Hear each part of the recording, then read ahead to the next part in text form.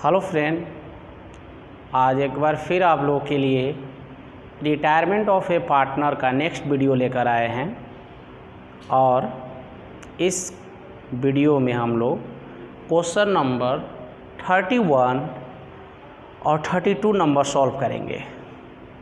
ठीक है, 31 और 32 दो क्वेश्चन इसमें सॉल्व करेंगे हम लोग। तो चलिए क्वेश्चन पर हम लोग ध्यान देते हैं।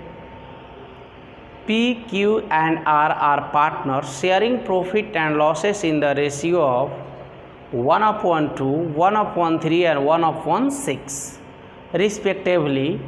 On 31st March 2015, P decided to retire from the firm. On this date, flowing balance were fund. Capital P का दिया था 40, लॉस ऑन रिवैल्यूएशन दिया था 84, जनरल रिजर्व दिया था 45, value of goodwill of the firm दिया था 6। P is paid 11,050 rupees in cash on retirement. Retirement के टाइम उसे पेमेंट कर दिया गया 11,050 rupees and the balance amount in 3 equally yearly instalment together with interest at rate 5% on outstanding balance.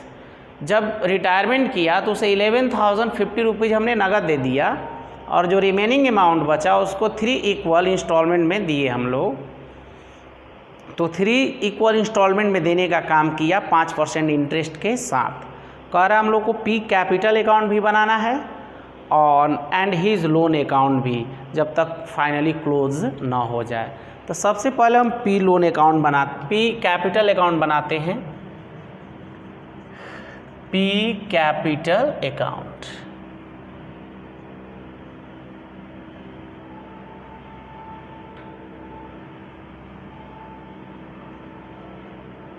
देखिए, सबसे P का बैलेंस BD लिख देंगे हम लोग, तो आपका 40,000 हो जाएगा। ओल्ड रेशियो जो है वो फ्रैक्शन में दिया है 1/2, 1/3, 1/6। इसको हम एब्सोल्यूट कर लेंगे 3:1, यानी हमारा ओल्ड रेशियो हो गया 3:1। तो अब देखिए दूसरा चीज़ दिया है loss on revaluation. Loss on revaluation 84 दिया है, तो P का शेयर होगा 3/6 यानी 42। वहीं पर दिया है आपको जनरल रिजर्व दिया है, वो दिया है आपको 45, उसका 3/6 कीजिएगा तो 2250 हो जाएगा। वहीं पर value of goodwill of firm दिया है, value of goodwill of firm दिया है आपको 6,000 दिया है। पूरा फर्म का गुडविल दिया है कितना 6,000। तो यहाँ पर लिखेंगे total goodwill of firm 6,000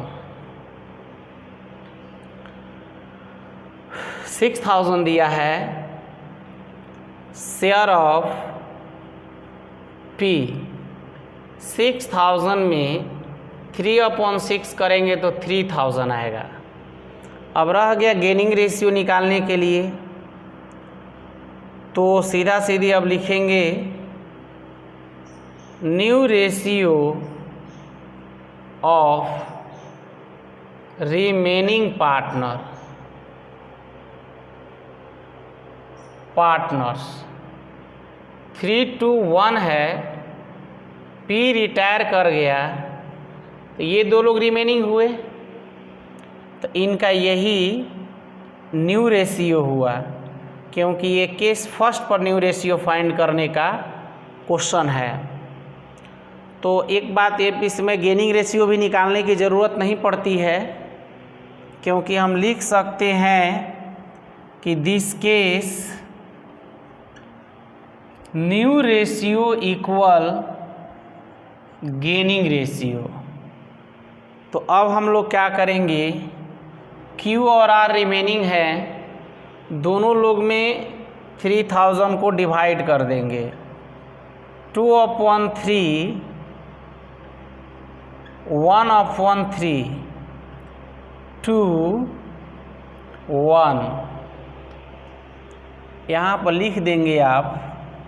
remaining to retiring होता है तो रिटायरिंग का बना रहे हैं तो रिमेनिंग का नाम लिखेंगे क्यू कैपिटल अकाउंट। फिर यहाँ पर लिखेंगे आर कैपिटल अकाउंट। तो ये 2000 देगा और ये 1000 देगा। चलिए, तो लॉस हो गया, जनरल रिजर्व हो गया, सब कुछ हो गया। अब इसको हम क्लोज करेंगे।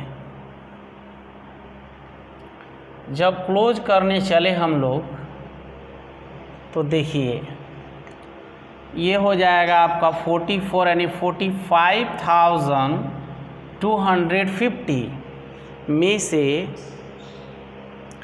अभी देखिए और एक बात है कि रिटायरमेंट के टाइम इसको पेमेंट कितना किया गया है, 11,050 रुपीज़ यहाँ पर बोला था क्वेश्चन में। तो अब हम लोग इसमें से माइनस करेंगे कितना, तो भाई 15,250। तो समझ सकते हैं कितना का डिफरेंट आएगा, 30 का। तो 45,250 इसको क्या लिखकर क्लोज कीजिएगा, पी लोन अकाउंट। क्लियर। यहाँ से हमें पता चल गया कि लोन के रूप में कितना है, पी लोन के रूप में लेकर चलना है 30,000। अब इसको हम मिटाते हैं।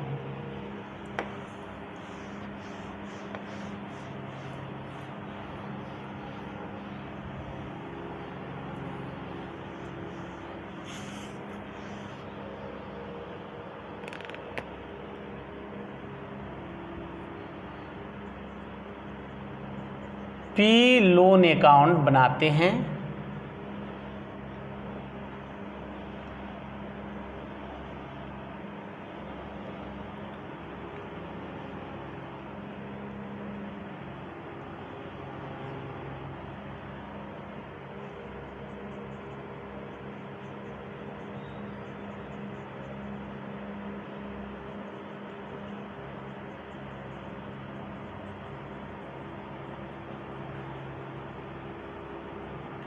देखिए क्या है ना कि उसका डेथ जो हुआ है वो 31 मार्च 2015 को हुआ है। तो इसका मतलब ये ईयर जो है ना वो फाइनेंशियल ईयर है। कौन ईयर है वो, फाइनेंशियल ईयर है। तो कहने का मतलब ये हुआ कि फाइनेंशियल ईयर जो चलता है, आप लोगों को पता है ऑलरेडी कि दो तरह का ईयर होता है, कैलेंडर ईयर और एक फाइनेंशियल ईयर। कैलेंडर ईयर जो 1 जनवरी को स्टार्ट होता है और 31 दिसंबर को लास्ट करता है, और जो हमारा फाइनेंशियल ईयर होता है वो 1 अप्रैल को स्टार्ट होता है और 31 मार्च को क्या करता है, लास्ट करता है। तो थोड़ा सा इसका डेथ जो हुआ है 2015 मार्च 31 लास्ट में हुआ है, 15 के लास्ट में हुआ है, 15 के। तो इसको हम लोग ले आकर रख लेंगे। जैसे आप लोग देखा था लोन पी कैपिटल अकाउंट में लोन अकाउंट इस साइड में लिख कर क्लोज किए थे, इसीलिए यहाँ पर पी कैपिटल अकाउंट लिखाएगा। कितना लोन था भाई, तो 30,000, और इसको यहीं पर तुरंत बंद कर देंगे। 31 टू बैलेंस का लिख देंगे CD। रीज़न इसका ये है कि अगर हम यहाँ से लेकर चलते और नेक्स्ट ईयर में जाते तो थोड़ा सा प्रॉब्लम हो जाती, क्योंकि 2015 मार्च से 2016 मार्च लेकर चलना पड़ता है हमें। इसलिए इसको हम उसी दिन क्लोज कर दिए। हालांकि इसकी कोई मतलब नहीं हुआ, लेकिन एक चीज़ हुआ कि 31 मार्च को डेथ किया था, हमने कैपिटल अकाउंट में ट्रांसफ़र करके और उसको क्लोज कर दिए। अब यहाँ से नए सिरे से अब इंस्टॉलमेंट 3 लेकर हम चलेंगे। अब यहाँ से कर सकते हैं 2015 अप्रैल 1 बाई बैलेंस BD। जो नगद में पेमेंट करना था वो तो हमने कैपिटल अकाउंट में ही पेमेंट कर दिया था, इसीलिए अब इसमें पेमेंट करने की वो आवश्यकता नहीं पड़ेगी, 11,050 रुपीज़। अब आपको पता है कि 2016 मार्च को ही लास्ट करेगा, तो उसी डेट को इंटरेस्ट चार्ज करेंगे।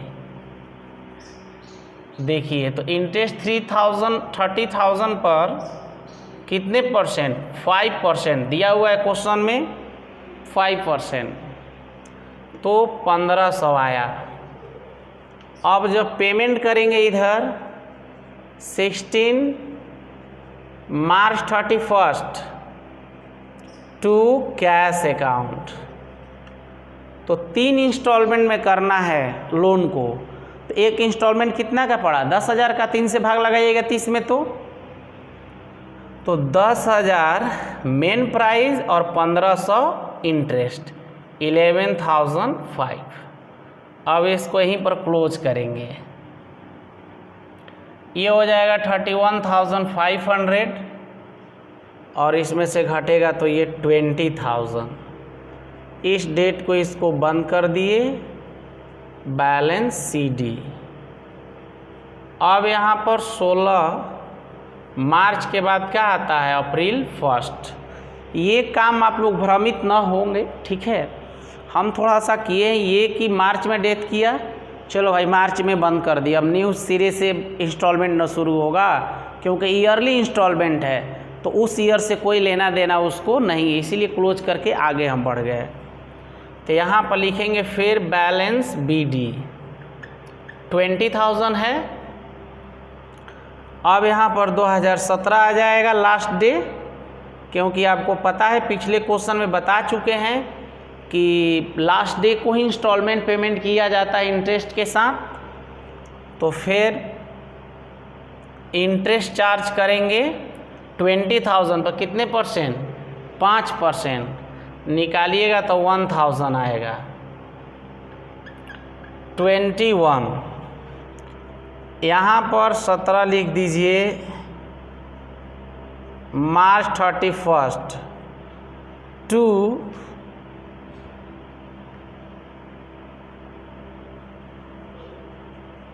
मार्च 31 टू बैलेंस, बैलेंस नहीं, कैश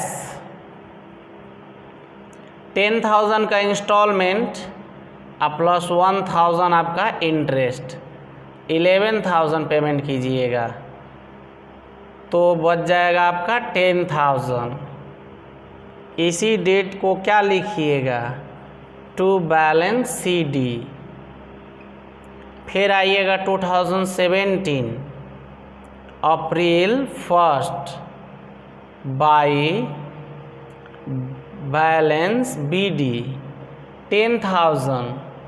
फिर लास्ट डे जाएगा 2018 मार्च 31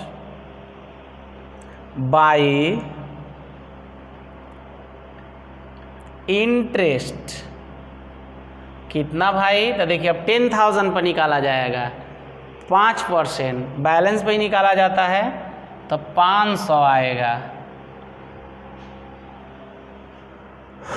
और इधर आकर पेमेंट कर दीजिएगा 2018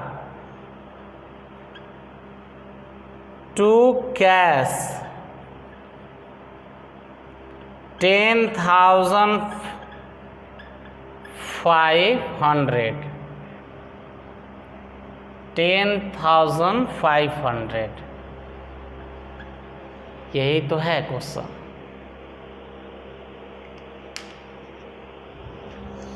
इसमें दो चीज़ नया हम लोग किए कि जो पेमेंट किए थे पिछले क्वेश्चन में इसी अकाउंट में हम P लोन अकाउंट बनाए तभी कर दिए, क्योंकि बोला था कि उसको कैश में दे दिया गया, बाकी जो लोन बचा उसको इंस्टॉलमेंट में देना था। एक नया काम किए ये कि ये जो हम थोड़ा सा 31 मार्च को डेथ किया था, तो हम 31 मार्च से अब लेकर 31 मार्च 2016 चलते तो थोड़ा ऑड लग रहा था, इसलिए हमने अप्रैल लाने के लिए वैसा काम किए कि उसी डेट को पहले क्लोज कर लिए, तब अप्रैल से लेना हमने शुरू कर दिया।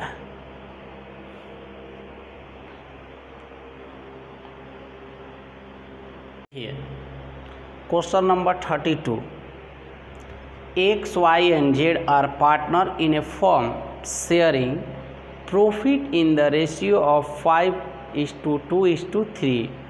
On the April 2017 Y retire from the firm. XYZ partner है, 5-2-3 के अनुपात में बांटते थे और 1 अप्रैल 2017 को वाई रिटायर हो रहा है। X and Z agreed that the capital of new firm shall be fixed 4 lakh in the profit sharing ratio। माने जो न्यू कैपिटल वो लोग अपना फिक्स किया, न्यू प्रॉफिट शेयरिंग रेशियो में कितना करने की विचार कर रहा है, 4 लाख रुपीज़ करेगा। The capital account of X and Z after all adjustment on the date of retirement show balance 2,90,000 and 1,26,000। ये लोग का पहले का कैपिटल है, पुराना कैपिटल, इसको हम एडजस्टेड कैपिटल कह सकते हैं या after adjustment capital. State the amount of account actual cash to be brought in और to be paid off the partner and make journal entry. हमें पता लगाना है कि पार्टनर कौन कितना पेड करना पड़ेगा किसको और कौन कितना लेकर आएगा। तो सबसे पहले हम लिखेंगे, देखिए, ओल्ड प्रॉफिट शेयरिंग रेशियो। आपका ओल्ड प्रॉफिट शेयरिंग रेशियो है 5:3। Therefore, new ratio of remaining partners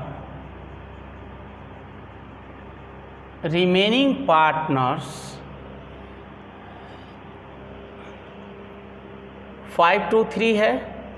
तो आप समझ सकते हैं कि वाई रिटायर कर रहा है तो वो लोग का न्यू रेशियो का हो जाएगा 5:3 हो जाएगा।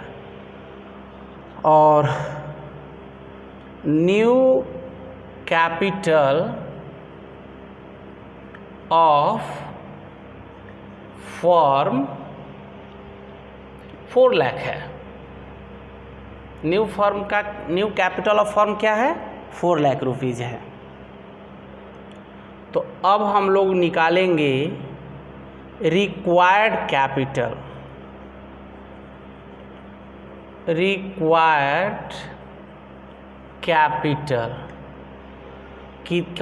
कितना कैपिटल रिक्वायर्ड है, तो X और Z का निकालेंगे। इसमें 4 लाख में शेयरिंग करेंगे इस शेयर में।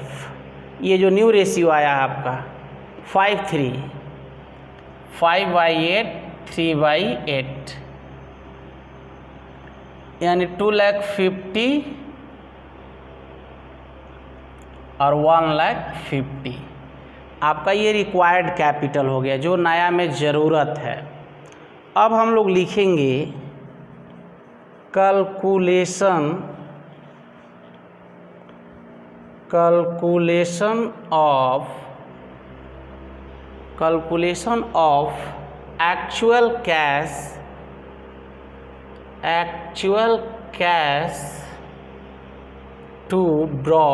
to be brought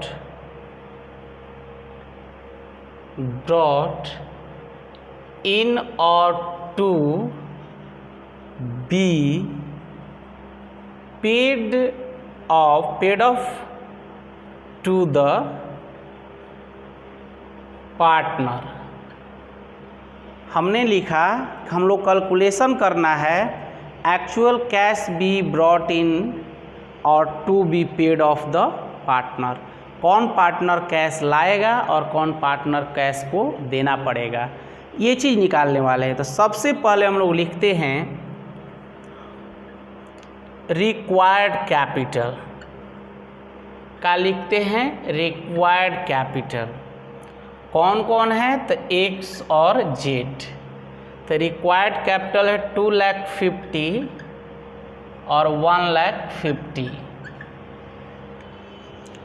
अब यहाँ से हम लेस करते हैं एडजस्टेड कैपिटल। या आप इसको कह सकते हैं old capital. Old capital, old capital को ही एडजस्टेड कैपिटल कहा जाता है। तो आपको पता है कि वो लोग का ओल्ड कैपिटल है, एक का 2,90,000 और एक का है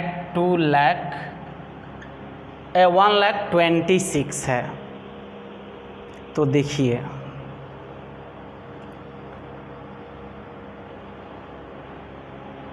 एक का है 2,90,000 है, 2,90,000 ही है, और एक का है 1,26,000। तो देखिए ये आपका देखिए डिफरेंट आ रहा है 40, क्या आ रहा है 40। इसका मतलब हुआ कि 40,000 इसका सरप्लस है। हम लोग पहले ऐसा काम कर चुके हैं, इसको हम लोग क्या बोल सकते हैं, सरप्लस, या इसको बोला जाएगा एक्सेस। इसको क्या, अब देखिए इसको कैसे हम सरप्लस समझे, इसको रखना है 2,50,000 है, इसका है 2,90,000 यानी 40,000 एक्स्ट्रा है, तो ये सरप्लस हो गया। और ये आप समझ सकते हैं 24,000 है, तो 24,000 ये बेचारे शॉर्ट कर गए। शॉर्टेज कहिए चाहे इसको डिफिसिट कहिए, दोनों बात बराबर है।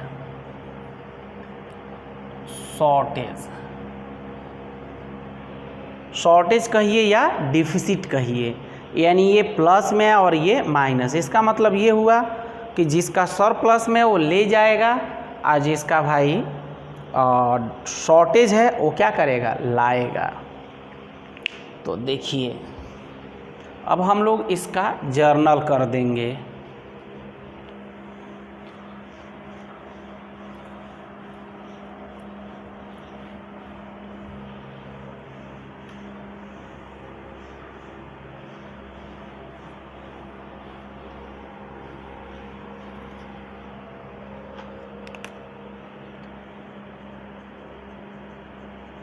Journal entry,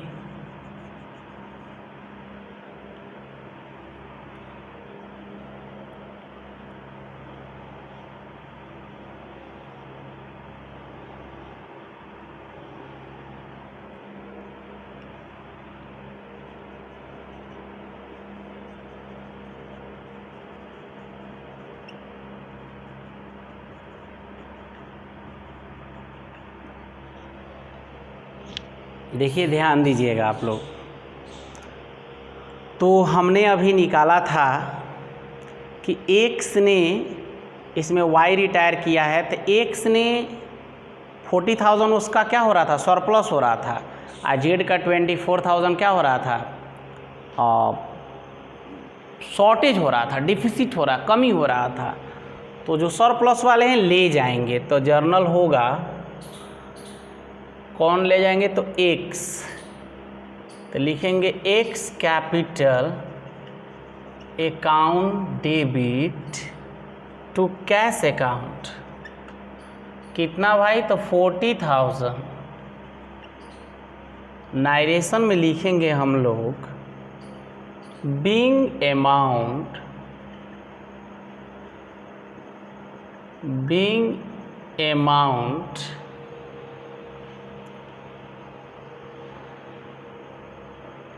be paid off to the x लिख देंगे यहाँ पर x। अमाउंट किसको हमने पेड किए, तो x को। और क्या करेगा कि जेड लाएगा, तो उसका कैश अकाउंट डेबिट तो हो जाएगा जेड कैपिटल। तो लिखेंगे बीइंग अमाउंट